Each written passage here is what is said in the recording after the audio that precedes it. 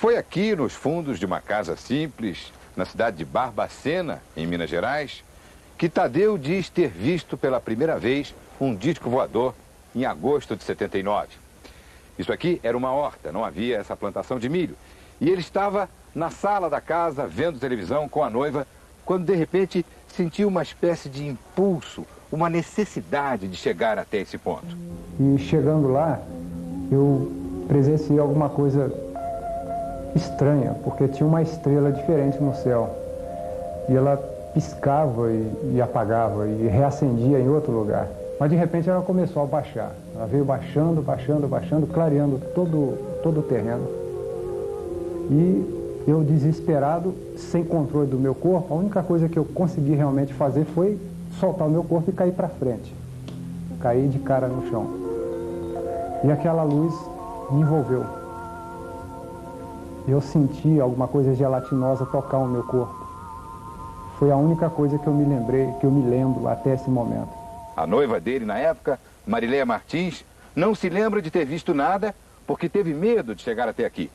Mas se lembra perfeitamente de como é que ele voltou para casa. Ele tinha, assim, o rosto pálido e parecia mesmo que ele tinha visto alguma coisa do outro mundo, né?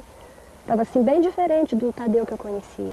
Tadeu afirma que depois daquela noite de agosto de 79, passou a manter contato frequente com os discos voadores. A família dele em Barbacena diz que a personalidade de Tadeu mudou muito por causa desses estranhos encontros.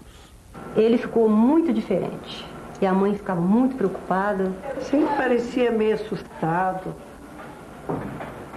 A gente não compreendia o que tinha se passado com ele, né? Ah, mas agora a história fica ainda mais fantástica. Enquanto vivia em Barbacena, Tadeu não entendia o que é que estava acontecendo.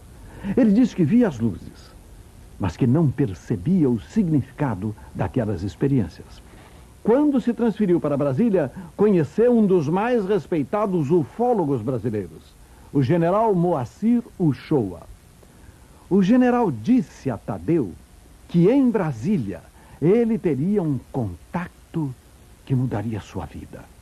E que pela primeira vez se encontraria cara a cara com seres extraterrestres. O encontro aconteceria em outubro de 88, a 60 quilômetros de Brasília, perto da estrada em direção a Palmas, Goiás. Eu cheguei nesse ponto aqui e de repente surgiu um raio no céu. Fez um zigue-zague e aquela luz foi crescendo e começou a bailar aqui nesse ponto aqui. Eu vou pousando lentamente aqui neste ponto. A nave, ela tinha uns 6 metros de diâmetro, mais ou menos, por 4 metros de altura aproximadamente, e soltava muitas luzes de várias cores. Na hora que eles abriram a portinhola, né, aí eu fiquei naquela posição assim de vamos ver o que vai acontecer. Não, ou eu corro ou eu morro, eu vou ficar aqui. Aí saíram 4 seres de dentro da nave, ou da luz, dessa luz. Veio caminhando um pelo centro, um pela esquerda e outro pela direita. Eu achei interessante o que saiu pela direita, na realidade, a esquerda deles. Ele saiu aquela corridinha, mas era uma corridinha parecendo uma coisa meio robotizada, e olhando a cabecinha assim, aquele olhão grande, né? Ele foi se aproximando de mim, né? E levantou a mão direita, fez uma saudação. E me convidou, eu entendi que fosse um convite para entrar na nave. Aí eu abaixei, entrei, e eles me convidaram para que eu deitasse numa espécie de maca. Eles pareciam aqueles zumbidos entre eles. Um passou para o outro um aparelho, ele passou sobre o meu corpo e eu adormeci.